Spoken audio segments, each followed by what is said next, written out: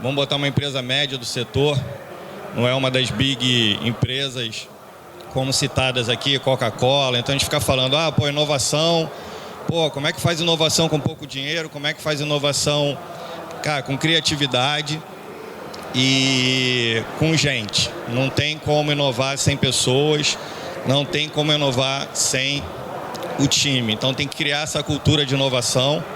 Aqui só falando um pouquinho, tenho 25 anos aí de experiência em tecnologia. Hoje eu sou o diretor de tecnologia do grupo.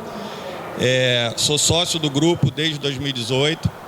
E aqui converso um pouco esse plano de sociedade, esse plano de retenção de talentos. Então tiveram algumas perguntas aqui, o pessoal falando, mas como sempre a pergunta, né? Eu sou do mercado tal, mas como eu pego esse mercado e inovo nele? Sempre colocar na cabeça, pessoal, a gente tem que atrair talentos que respirem inovação, que gostem de inovação e que trabalhem duro para ele acontecer. Outro ponto que foi falado na palestra anterior, que é bacana, alguém falou, acho que de tirar a bunda da cadeira para inovar. E aqui é um exemplo.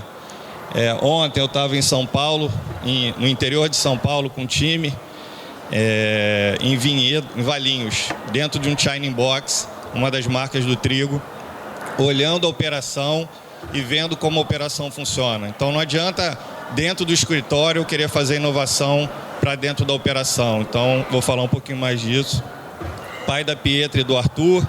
Acho que outro ponto importante que o Gil falou, a Pietra tem 9 anos e eu tento estimulá-la a gostar de matemática. E assim, eu concordo com ele, o futuro está em dados, não é todo mundo que tem que ser cientista de dados, mas assim, gostar de matemática para esse mundo que está vindo aí, eu acho realmente que vai ser importante. Aqui é uma foto do encontro, então aqui os pilares da nossa cultura. O nosso propósito é democratizar a culinária no Brasil, então deixar ela a serviço de todos. E nossos valores e a nossa gente são os pilares da nossa cultura. Falando um pouco do Grupo Trigo, o grupo é a holding do Spoleto, são 331 restaurantes, o Shining Box, recém-adquirido, na verdade tem um ano que a gente adquire Shining Box e Gendai, o Cone e o Le Bon Ton. A gente também, dentro da holding, o Gourmet, que é um restaurante que está aqui no Rio de Janeiro, são 6 restaurantes, e a gente também é dono da cadeia logística e de suprimentos, a gente também opera a fábrica, e aí a gente tem que pensar em inovação e tecnologia para todo esse ecossistema, tá? Além disso, a gente tem já 406 pontos de vendas digitais, de marcas digitais, dentro dessas operações, dentro desses 593 restaurantes. E aí, pessoal, transformação e inovação contínua, como é que isso nasce no grupo? Ele nasce com pensamento, como também já foi falado aqui hoje, da gente automatizar processos. Então, você tem que ter uma terra fértil para você inovar. Não adianta você querer inovar, vou botar blockchain, vou botar isso, mas vou fazer um BI, mas eu não tenho ainda o meu dado no local certo. Eu quero fazer BI com Excel, não vai rolar. Então a gente precisa automatizar processo, reter dados, para que a partir disso, a partir de um trabalho, e não vem do dia para a noite, a gente consiga inovar. Fazendo um pouco de bench e pesquisa, aí tanto na NRA, que é uma feira bem importante nos Estados Unidos, e olhando o mercado chinês para o nosso mercado, a gente traz assim, alguns atributos que são importantes. E aqui eu vou falar um pouco de marcas digitais, da revolução digital que aconteceu dentro do grupo e também de delivery, tá?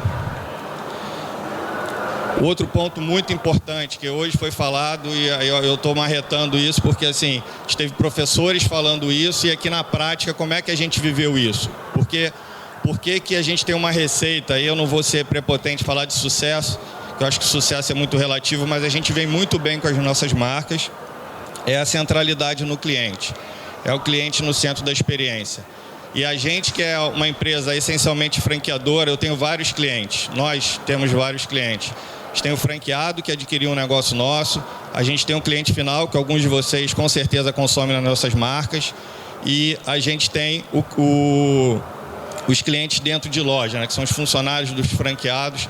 Então, isso tudo traz para a gente esse pensamento de cliente o tempo inteiro. Como é que a gente melhora a vida dessas pessoas no dia a dia. E aí, pessoal, não tem como não... o professor Jaci começou falando, a gente passa por um momento que ninguém imaginava. Então, 2020 aí vem a pandemia e a gente teve que se reinventar para justamente conseguir manter os nossos negócios de pé. Então, a gente coloca o Gourmet, que é um restaurante hoje em média, tem 70, 80 funcionários, atende uma quantidade bem grande de pessoas todos os dias, mas não fazia delivery. Fazia 1% de delivery, isso não era nada na época. E aí vem a pandemia. O restaurante fecha dia 15 de março, se eu não me engano. Dia 16 a gente para pensar o que a gente vai fazer. E não tinha outra escolha. Ou fazia delivery ou fechava os restaurantes. Não tinha como ser diferente. E aí é o que eu falei um pouco de estar com terreno fértil, já está trabalhando com a inovação, já está trabalhando com a tecnologia e já com as pessoas com esse pensamento de como sair, como inovar, como pensar diferente para dar continuidade para o negócio. E aí tem toda uma relação, dar continuidade com o negócio, com os empregos e com tudo mais. Então a gente, 2 dias depois, nada inovador, a gente bota telefone. Então, liga para o Gourmet agora para receber. A gente contrata motoqueiro e aí vem... A coisa andou, a coisa foi fluindo. Quando a gente vê uma semana depois, a gente encontra uma startup que estava disposta a ajudar a gente com delivery, uma startup de WhatsApp. E a gente, uma semana depois, já estava fazendo delivery pelo WhatsApp. E aí já representava 40% em menos de um mês ou 2 meses, um pouco mais de um mês, representava 40% das nossas vendas. E quando a gente olha, 3 meses depois, aí já colocando o site para vender, a gente está batendo faturamento contra 2019 já em outubro. Então, assim, tem como fazer? Tem. Às vezes a gente precisa dar uma forcinha e dessa vez a forcinha não foi nada legal, que foi a pandemia, mas a gente teve que se esforçar para fazer acontecer. Da mesma maneira, Spoleto e as nossas outras marcas que não tinham nada de delivery, a gente também teve que se esforçar e aí teve ajuda, obviamente, das plataformas que cresceram também na pandemia, o iFood, o Uber, esse não está mais fazendo o movimento para refeição, mas a gente pega também em pouco tempo, 60 dias, coisa que a gente não estava nem no nosso planejamento, a gente colocar 400 restaurantes para fazer delivery. E, se eu não me engano, muitos restaurantes ao nosso redor fechou, chegou a ter praça de alimentação que só o Spoleto estava aberto. O shopping ligou para a gente e falou, a gente não vai acender luz, ou melhor, a gente não vai ligar ar-condicionado, mas a gente só queria o restaurante com energia para poder trabalhar e a gente seguir.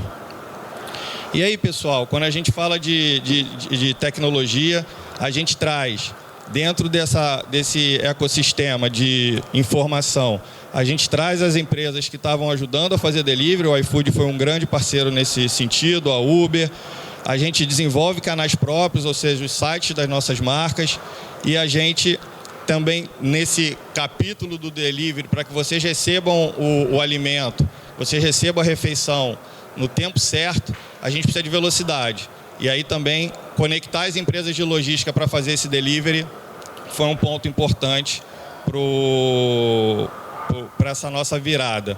E aí tem um ponto central, e aí fala um pouquinho também da inovação, atendendo um dos nossos clientes, que era o pessoal que estava operando dentro do restaurante, que é a gestão da operação.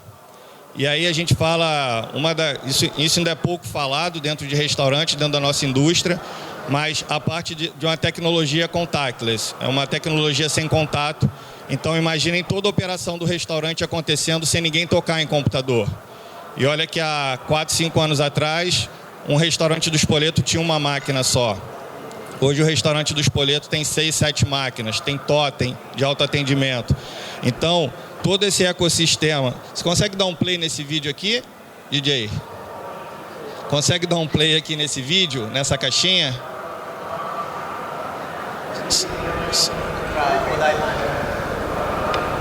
Só passar o mouse em cima aí desse vídeo. Não, volta.